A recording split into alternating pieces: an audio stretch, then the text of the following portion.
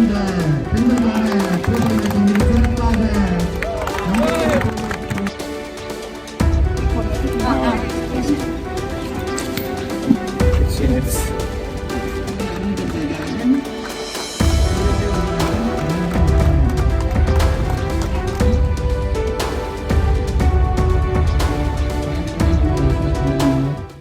பெண்கள்னாலே அழகு இல்லைங்களா?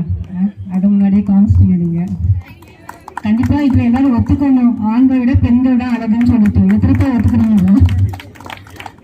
இப்ப இருக்கக்கூடிய காலகட்டத்துல டெக்னாலஜி சயின்ஸ் எந்த அளவுக்கு டெவலப் ஆகுதோ அந்த அளவுக்கு நம்மளோட ஹெல்த் டவுன் ஆயிட்டே இருக்குது. எல்லாருமே ஒத்துப்பீங்கன்னு நினைக்கிறேன் இல்லைங்களா?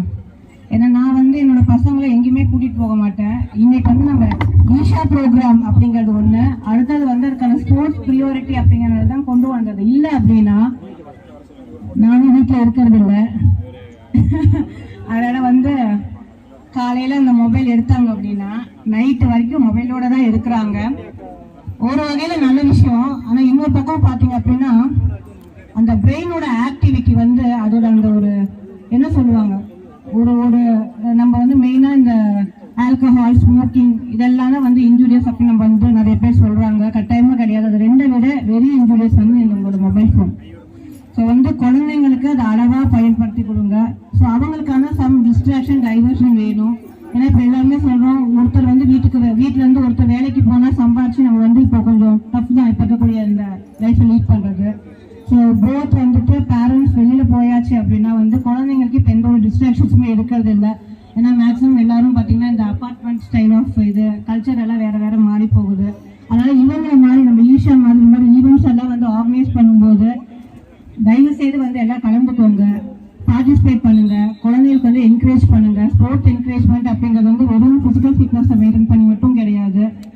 மென்டல் இம்பேக்ட், மைண்டுக்கான ஒரு கிளாரிட்டி, அதே மாதிரி உங்களோட கோலுக்கான ஒரு ஃபோக்கஸை ஃபியூச்சர் ஹிஸ்டரி டாக்குமெண்டா கொடுக்குதுங்க. ஸோ அதை எல்லாரும் இது பேரண்ட்ஸ்க்கான அட்வைஸ் ஆகட்டும், குட்டீஸ்க்கான அட்வைஸாக எடுத்துக்கோங்க. நீங்க ஸோ ஸ்போர்ட்ஸை இன்டர்ஜ் ஆகுங்க, எல்லாருமே ஹாப்பியா இருங்க. ஏன்னா எத்தனை விஷயங்கள் எவ்வளோ பெரிய வளர்ச்சிகள் இருந்தாலுமே ஹெல்த் இஸ் ஆல்வேஸ் வெல்த்துங்க. அதே மாதிரி இந்த ஓல்டு ஆக்டிவிட்டிஸ் நம்ம பசங்களாம் பார்த்தீங்கன்னா அது கிராமங்க அப்படிம்பாங்க. என் பசங்க எனக்கு கூட்டுறதுக்கு மெயின் காரணம் அதுதான், அவங்க பார்க்கணும் அப்படிங்கிறதுக்காக தான். ரீசன் என்ன அப்படின்னு பார்த்தீங்கன்னா பழைய விஷயம் இப்போ ஒன்றும் கிடையாது, இப்போ எல்லாம் மாறி போச்சு, எல்லாம் இதுலேயே வந்தாச்சு, எல்லாம் தெரிஞ்சுக்கிறது அப்படிங்கிறது அது சப்ஜெக்டே கிடையாதுங்க. அந்தந்த வயசுல அந்தந்த மெச்சூரிட்டியில அந்தந்த விஷயங்கள் தெரிஞ்சுக்கிட்டாது அது அளவும் கூட. அப்போ இப்போ இருக்கக்கூடிய ஸ்டேஜில் குழந்தைங்க விளையாடுறது, பெரியவங்க விளையாடுறது, ஏஜ்ல அதுக்கான ஸ்போர்ட்ஸ் ஆக்டிவிட்டி இருக்கு.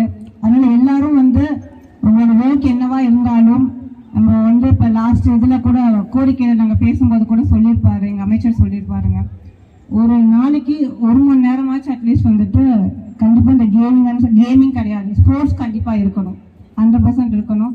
ஸோ டிஸ்ட்ராக்ஷனோ டைவர்ஷனோ இந்த ட்ரக் ஆக்டிவிட்டி இதெல்லாம் பார்க்கும்போது ஒரு பக்கம் என்ன சொல்றதுங்க, சோஷியல் மீடியா எப்படியோ ஒரு பக்கம் ரீச் பண்ணி கொண்டு போயிடுது, உங்களுக்கு தெரியும் நினைக்கிறேன். நல்ல விஷயங்களா கொண்டு போனா நம்ம ஃபேமிலிக்கு நம்ம ஃபியூச்சருக்கு எல்லாத்துக்குமே நல்லதா இருக்குன்னு சொல்லிட்டு நினைக்கிறேன். அதனால நல்ல விஷயங்களை மட்டும் எடுத்துக்கோங்க, கெட்டதை விட்டுருங்க.